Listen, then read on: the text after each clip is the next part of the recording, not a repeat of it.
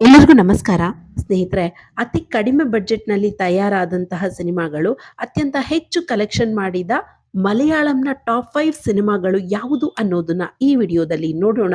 ಆ ಸಿನಿಮಾಗಳು ಯಾವುದು ಅನ್ನೋದನ್ನ ನೋಡೋದಕ್ಕೂ ಮೊದಲು ಧ್ರುವತಾರೆ ಯೂಟ್ಯೂಬ್ ಚಾನಲ್ ಅನ್ನ ಸಬ್ಸ್ಕ್ರೈಬ್ ಮಾಡ್ಕೊಳ್ಳಿ. ವಿಡಿಯೋನ ಸ್ಕಿಪ್ ಮಾಡದೆ ಪೂರ್ತಿಯಾಗಿ ನೋಡಿ. ಈ ಸಿನಿಮಾಗಳನ್ನ ಹೆಸರು ಕೇಳಿದಾಗ ಅಥವಾ ಈ ಸಿನಿಮಾಗಳು ಯಾವ ಒಂದು ಮೂಲದ್ದು ಅಂತ ಗೊತ್ತಾದಾಗ ನೀವು ಕೂಡ ಈ ಸಿನಿಮಾ ನೋಡೋದಕ್ಕೆ ಬಹಳಾನೇ ಕ್ಯೂರಿಯಸ್ ಆಗ್ತೀರಾ.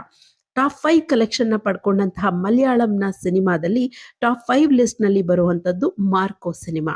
ಮಾರ್ಕೋ ಸಿನಿಮಾದ ನಿರ್ದೇಶಕ ಅನೀಫ್ ಅಂತೇನಿ, ಸಿನಿಮಾದ ನಟ ಉನ್ನಿ ಮುಕುಂದನ್ ಹಾಗೂ ಈ ಸಿನಿಮಾದ ನಟಿ ಯಾರೂ ಇಲ್ಲ, ನಮ್ಮ ಕನ್ನಡದ ಮ್ಯೂಸಿಕ್ ಡೈರೆಕ್ಟರ್ ಸಂಗೀತ ನಿರ್ದೇಶಕ ರವಿ ಬಸ್ರೂರರವರು ಈ ಒಂದು ಮಾರ್ಕೋ ಸಿನಿಮಾಗೆ ಸಂಗೀತ ಸಂಯೋಜನೆಯನ್ನ ಮಾಡಿದ್ದಾರೆ.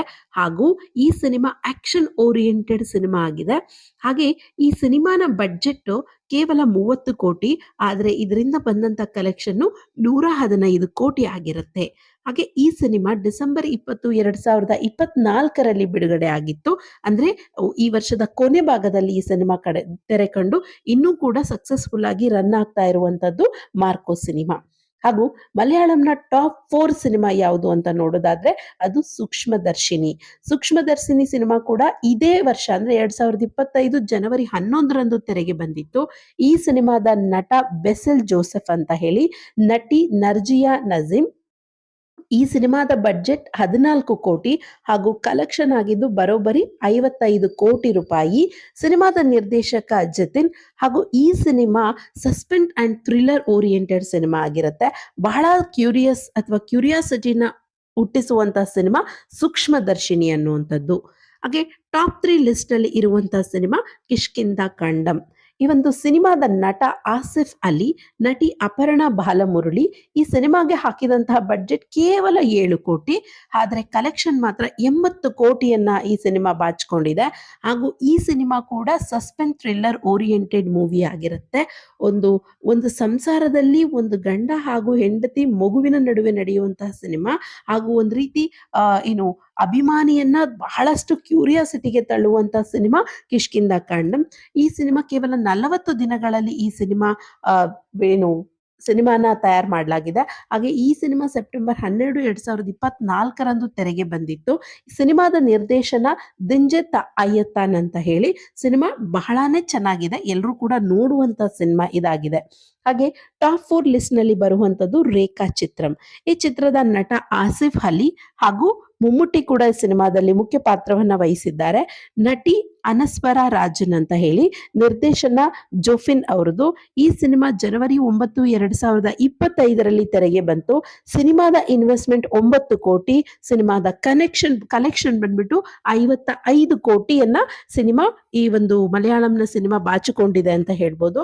ಹಾಗೆ ಈ ಟಾಪ್ 1 ಲಿಸ್ಟ್‌ನಲ್ಲಿ ಬರುವಂತದ್ದು ಮಲಯಾಳಂನ ಟಾಪ್ 1 ಸಿನಿಮಾ ಪ್ರೇಮಲು ಅನ್ನುವಂಥ ಸಿನಿಮಾ. ಈ ಸಿನಿಮಾದ ನಿರ್ದೇಶಕ ಗಿರೀಶ್ ಏಡಿ ಅಂತ. ಹಾಗೆ ಈ ಸಿನಿಮಾದ ನಟ ನಕ್ಲೇಸ್ ಕೆ ಗಫೂರ್ ಅವರು, ಹಾಗೆ ನಟಿ ಮಮಿತಾ ಅವರು. ಹಾಗೆ ಈ ಸಿನಿಮಾದ ಬಡ್ಜೆಟ್ 9 ಕೋಟಿ, ಆದರೆ ಕಲೆಕ್ಷನ್ ಬಂದು 136 ಕೋಟಿ. ಈ ಸಿನಿಮಾ ರಿಲೀಸ್ ಆಗಿದ್ದು 2024ರ ಫೆಬ್ರವರಿ 16ರಂದು. ಹಾಗೆ ಈ ಸಿನಿಮಾ ಹೆಸರೇ ಹೇಳೋ ಹಾಗೆ ಇದೊಂದು love story. Premalu cinema completely love story ಆಗಿದೆ. ಇಷ್ಟು ಟಾಪ್ 5 ಸಿನಿಮಾಗಳು ಏನಿದೆ ಮಲಯಾಳಂನಲ್ಲಿ ಅತಿ ಕಡಿಮೆ ಬಂಡವಾಳವನ್ನ ಹಾಕಿ ಅತಿ ಹೆಚ್ಚು ಕಲೆಕ್ಷನ್ ಕಂಡಂತ ಸಿನಿಮಾಗಳಾಗಿರುತ್ತೆ. ಇತ್ತೀಚೆಗೆ ಮಲಯಾಳಂ ಸಿನಿಮಾಗೆ ಪ್ರೇಕ್ಷಕರು ಜಾಸ್ತಿ ಆಗ್ತಿದ್ದಾರೆ, ಅಭಿಮಾನಿಗಳು ಜಾಸ್ತಿ ಆಗ್ತಾ ಇದ್ದಾರೆ. ಕಾರಣ ಏನು ಅಂತಂದ್ರೆ ಈಗಾಗಲೇ ಬಾಲಿವುಡ್ಗಳಲ್ಲಾಗಿರ್ಬೋದು, ಹಾಲಿವುಡ್ನಲ್ಲಾಗಿರ್ಬೋದು ಅಥವಾ ನಮ್ಮ ದಕ್ಷಿಣ ಭಾರತದ ಸಿನಿಮಾಗಳು, ತೆಲುಗು, ತಮಿಳು ಹಾಗೂ ಕನ್ನಡ ಸಿನಿಮಾಗಳು ಅತಿ ಹೆಚ್ಚು ಬರ್ತಾ ಇಲ್ಲ. ಹಾಗೆ ಬಂದಂಥ ಸಿನಿಮಾಗಳು ಕೂಡ ಯಾವುದೇ ರೀತಿಯಾದಂತಹ ದೊಡ್ಡ ಮಟ್ಟಿಗಿನ ಸದ್ದು ಮಾಡ್ತಿಲ್ಲ. ಆದರೆ ಮಲಯಾಳಂನಲ್ಲಿ ಹುಟ್ಟಿಸ್ತಿರುವಂತಹ ಕ್ಯೂರಿಯಾಸಿಟಿ ಆಗಿರ್ಬೋದು, ಆ ಸಿನಿಮಾಟೋಗ್ರಫಿ ಆಗಿರ್ಬೋದು, ಬಹಳ ಸೂಕ್ಷ್ಮವಾದ ಕಥೆಯ ಎಳೆಯನ್ನ ಇಟ್ಕೊಂಡು ಸಿನಿಮಾವನ್ನ ತಯಾರು ಮಾಡ್ತಾ ಇದ್ದಾರೆ. ಆದ್ರಿಂದ ಮಲಯಾಳಂನ ಸಿನಿಮಾ ಅತ್ಯಂತ ಬೇಡಿಕೆಗೆ ಒಳಪಡ್ತಾ ಇದೆ ಅಂತ ಹೇಳ್ಬೋದು. ಹಿಂದೆ ಹೇಳ್ತಾ ಇದ್ವಿ ಮಲಯಾಳಂನ ಸಿನಿಮಾ ಮಾರ್ಕೆಟ್ ಬಹಳ ಕಮ್ಮಿ ಅಂತ. ಈಗ್ಲೂ ಕೂಡ ಮಲಯಾಳಂನ ಆಡಿಯನ್ಸ್ ಕಡಿಮೆ ಇದ್ದಾರೆ. ಆದ್ರೆ OTTಗೆ ಬಂದ ತಕ್ಷಣ ಸಿನಿಮಾ ಡಬ್ಬ ಆಗುತ್ತೆ, ಬೇರೆ ಬೇರೆ ಭಾಷೆಗೆ ಬರುತ್ತೆ, ಆಗ ಸಿನಿಮಾ ಪ್ರೇಕ್ಷಕರು ಹೆಚ್ಚಾಗ್ತಾರೆ. ಇದೀಗ ಮಲಯಾಳಂ ಸಿನಿಮಾಗಳನ್ನ ಕಾದು ನೋಡುವಂತಹ ಅಭಿಮಾನಿಗಳು ಕೂಡ ಸೃಷ್ಟಿ ಆಗ್ತಿದ್ದಾರೆ ಅಂತ ಹೇಳ್ಬೋದು. ಇದಾಗಿತ್ತು ಮಲಯಾಳಂ ಟಾಪ್ 5 ಸಿನಿಮಾಗಳ ಒಂದು ಇದು.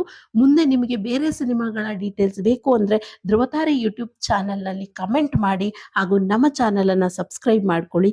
ಎಲ್ಲರಿಗೂ ಧನ್ಯವಾದಗಳು.